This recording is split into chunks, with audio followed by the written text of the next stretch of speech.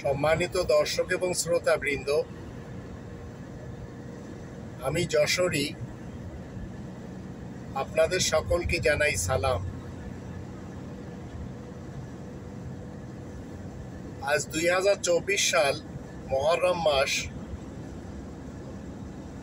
বাংলাদেশে যেসব শিক্ষার্থী ভাই বোনেরা আন্দোলনে নেমেছেন,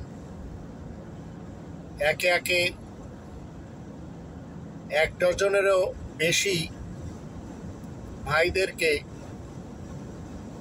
গুলি খেয়ে দুনিয়া ছেড়ে চলে যেতে হলো। দেশের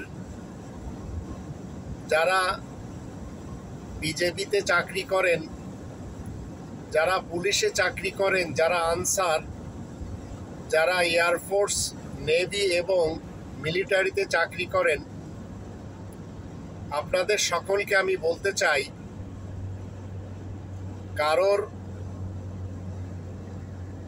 অর্ডার শুনে আপনারা দেশের ছাত্রদের বুকে গুলি করবেন না। মনে রাখবেন, এই গুলিগুলি ক্রয় করা হয়েছে জনগণের অর্থ দিয়ে, বন্দুকগুলিও ক্রয় করা হয়েছে জনগণের অর্থ দিয়ে।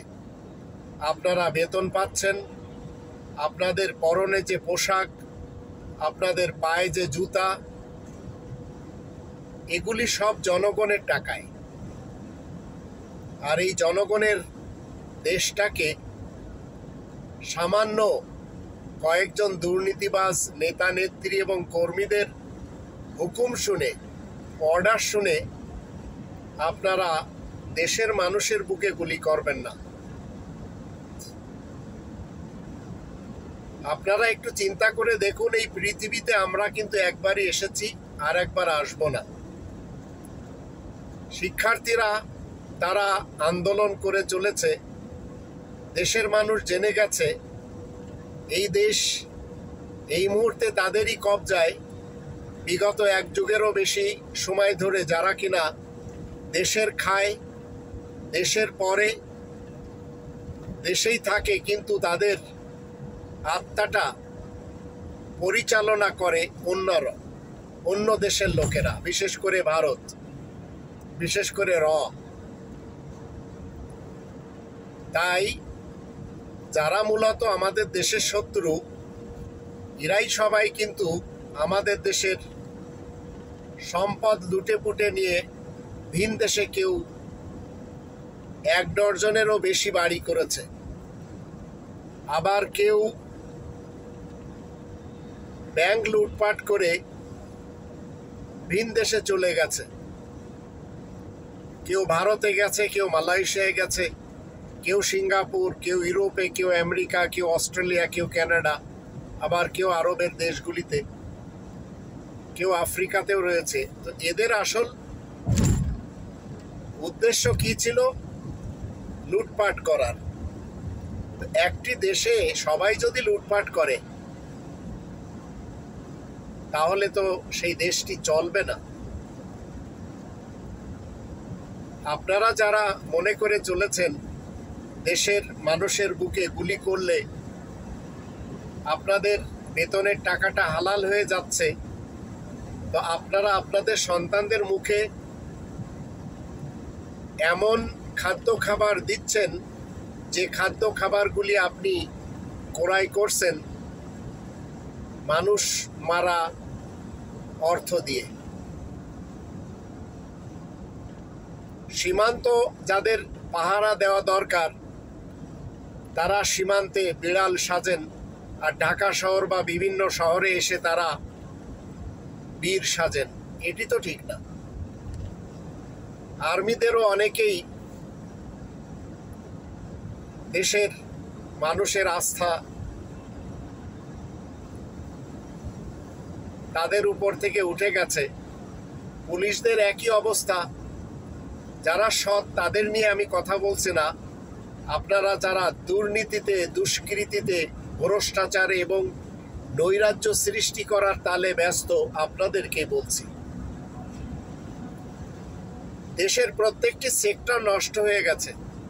দেশটি নতুন করে যদি ছাত্র সমাজেরা আবার নেতৃত্ব দিয়ে গড়ে নিতে পারে, তাহলে আসুন আমরা সবাই এদের সঙ্গে দিই, এদের সাথে দিই। আর যারা ছাত্রলীগ এবং যুবলীগ করে চলেছেন, যেসব সন্তানেরা এই সকল দুর্নীতিতে দুষ্কৃতিতে আবদ্ধ হয়ে গেছেন, এই ছাত্রলীগ এবং যুবলীগের সন্তানদের মা বাপকে আমি বলতে চাই, আপনারা একটু হলেও তাদেরকে বোঝান। জাতি এদের নাম শুনলে থুতু দিচ্ছে, জাতির সন্তানেরা এদেরকে খুঁটির সাথে বেঁধে শাস্তি দিচ্ছে, এদেরকে হল থেকে বের করে দিচ্ছে, এদেরকে তাড়া করছে। কারণ আপনারা যে এই ধরনের সন্তান জন্ম দিয়েছেন, যারা সুশিক্ষায় শিক্ষিত না হয়ে দেশের দুর্নীতিবাজ নেতা নেত্রীদের কর্মী হয়ে নিজেরা সুযোগ সন্ধানী হয়ে একটু দ্বিধা করছে না নিজ দেশের শিক্ষার্থীদের উপরে দলবদ্ধভাবে এরা নির্যাতন চালিয়ে যাচ্ছে, শুধু শেখ হাসিনাকে খুশি রাখার জন্য, খুশি করার জন্য।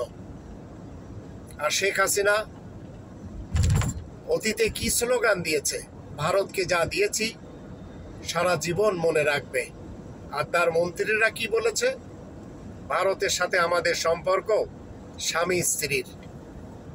ভারতের জয় আমাদের জয়, ভারতের উন্নত আমাদের উন্নত। তো এই ধরনের ভ্রষ্টাচার নেতাদের দিয়ে, নেত্রীদের দিয়ে একটি দেশ কখনো আগে বাড়তে পারে না। তাই আসুন আমরা সবাই এই 2024 সালের মুহররম মাসে যেভাবে আমাদের শিক্ষার্থীদেরকে মেরে ফেলা হচ্ছে, রক্তে রক্তাক্ত করে দেওয়া হচ্ছে,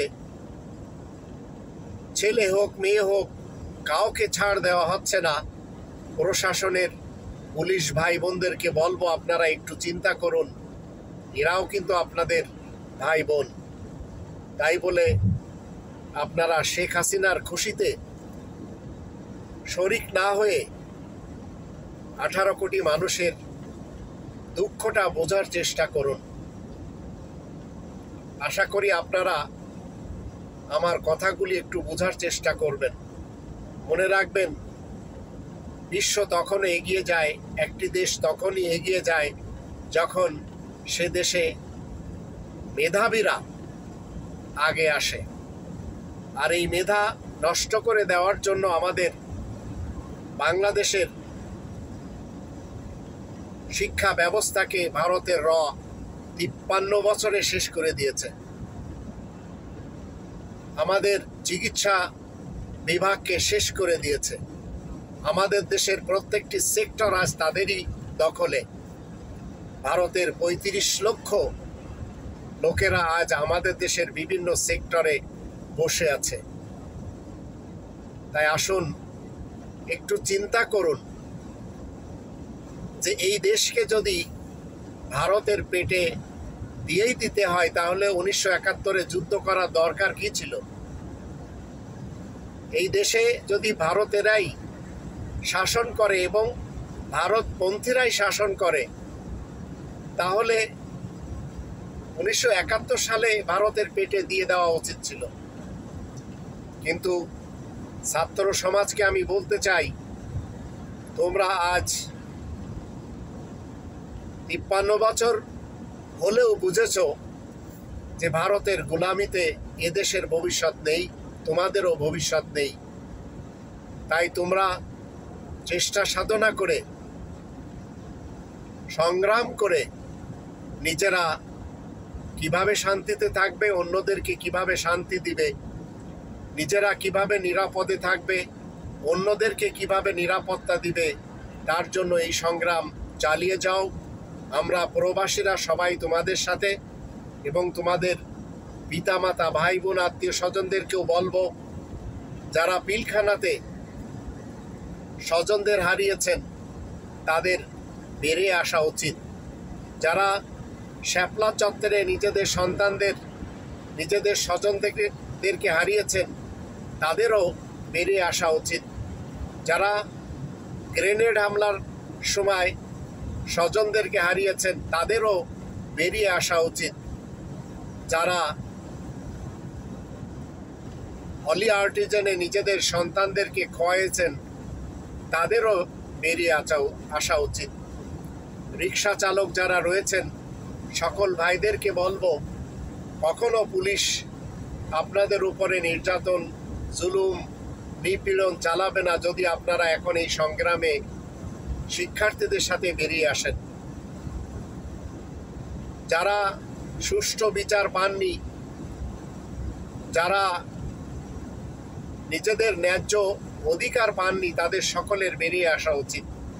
যারা ন্যায় বিচার থেকে বঞ্চিত, ন্যায্য পাওনা থেকে বঞ্চিত, তাদেরও উচিত বেরিয়ে আসা। আর এই শিক্ষার্থীদের সাথে সম্পৃক্ততা ঘোষণা করে সবাই এই সংগ্রামে আসুন এবং এই ফ্যাসিবাদী সরকার আর যারা তার দোসর রয়েছে, যারা ইন্ডিয়ান নওয়াজ রয়েছে, যারা ইন্ডিয়াকে পূজা করে, এদের সকলকে আসুন এক পাশে রেখে এদেরকে চিরবিদায় করে দেশটি নতুন করে গড়ে নেওয়ার জন্য এই আন্দোলনে ঝেঁপে পড়ুন। অন্যথায় এই আন্দোলনে যারা ব্যর্থ হবে, মনে রাখবেন আপনারা সত্যটা জানেন যে একজন ভোট চোর দেশের প্রধানমন্ত্রী ভোটের অধিকার হরণ করে নিয়েছে। একজন দলীয় ক্যাডারকে চাকরি দিয়ে দেশের সর্বোচ্চ আসনে বসায়ে শেখ হাসিনা রাজত্ব করে চলেছে। তাই আসুন আমরা দেশকে নতুনভাবে গড়ার যে স্বপ্ন আমাদের ছিল, সেই স্বপ্নকে